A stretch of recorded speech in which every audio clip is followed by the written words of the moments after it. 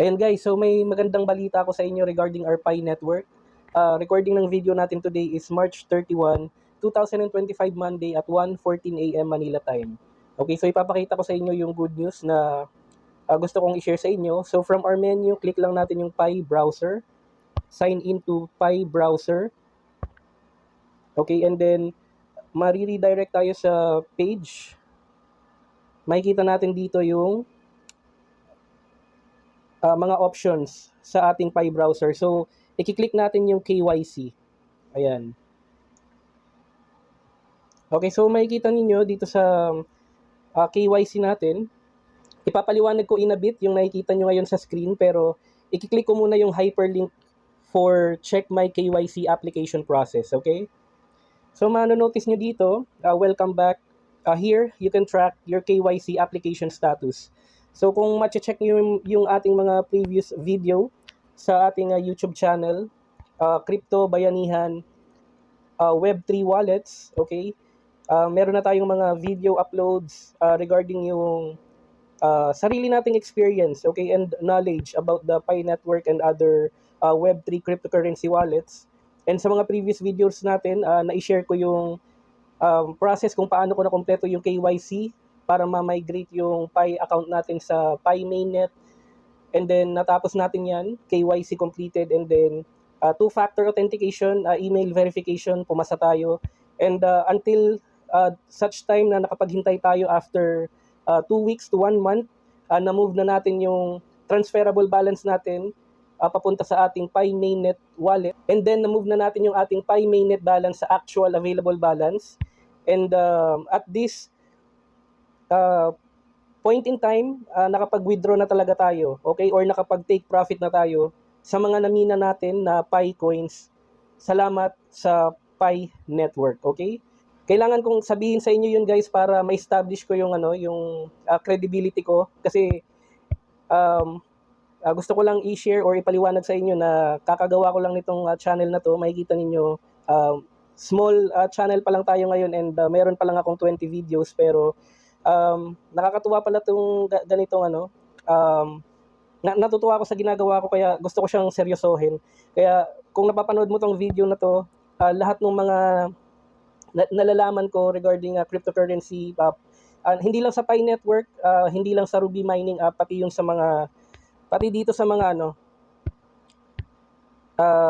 marami pa kasi akong alam na mga Web3 wallets, and talagang personally pinag-aralan ko siya and based sa aking experience, okay?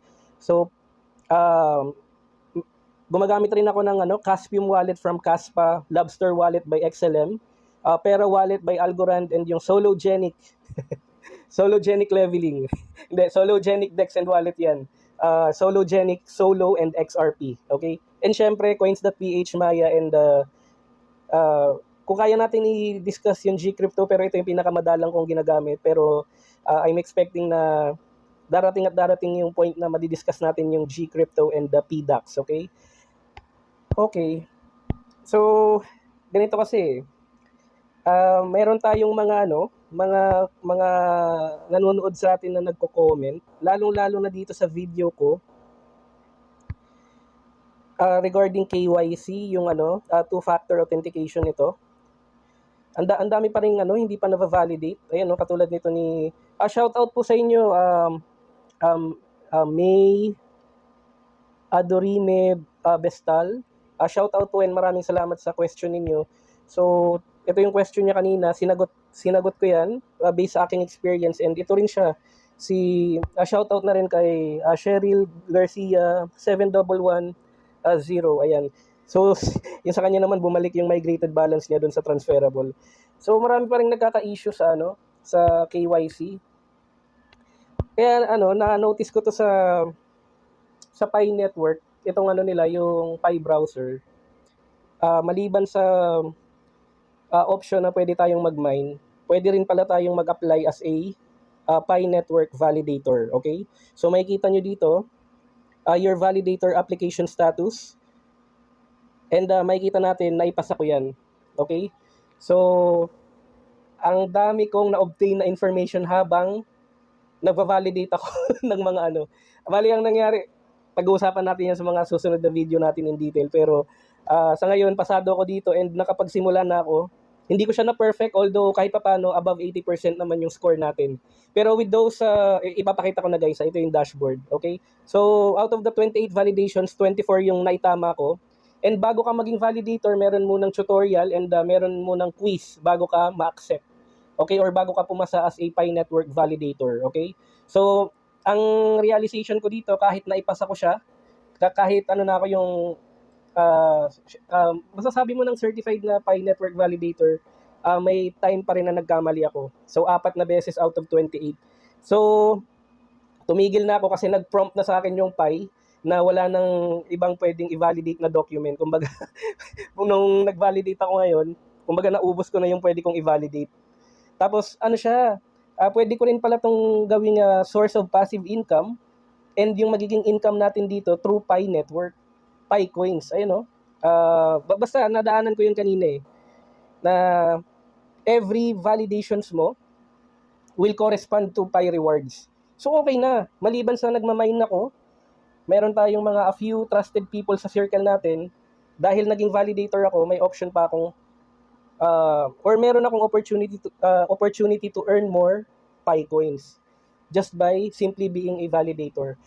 To set your expectation nga lang sa mga susunod na videos natin, hindi ko maaring i-share yung talagang specifics. Pwedeng mga ano lang, pipiliin natin yung mga i-share nating information kasi based doon sa may in-acknowledge tayo may in-accept tayo na terms and condition to become a validator, and for security reasons, hindi ko pwedeng i-divulge yung mga specific information, lalong-lalo na yung mga questions kung paano siya ginagawa. Lalong-lalo na yung yung mga questions sa tutorial and yung quiz. Hindi ko pwedeng i-share 'yon in any shape or form kasi pag nangyari 'yon, lalabag tayo sa terms and condition ng Pi Network and mako-compromise pa yung Pi account ko, which is ayaw natin mangyari definitely, okay? So happy lang ako, certified Pi validator na tayo. So halimbawa may mga questions yung mga subscriber natin, based sa sarili kong experience sa Pi account natin, aside from that, dahil validator na talaga ako, kumbaga, mas may substance yung mga sagot na ibibigay ko kung sakaling may magtatanong regarding KYC, yung two-factor authentication. So, sana makatulong to. All the information on our website is published in good faith and for information purpose only. Always do your own research, and all the information on our Crypto Bayanihan Web3 wallets are not financial advice, okay? So maraming salamat. I'll see you again sa next videos natin.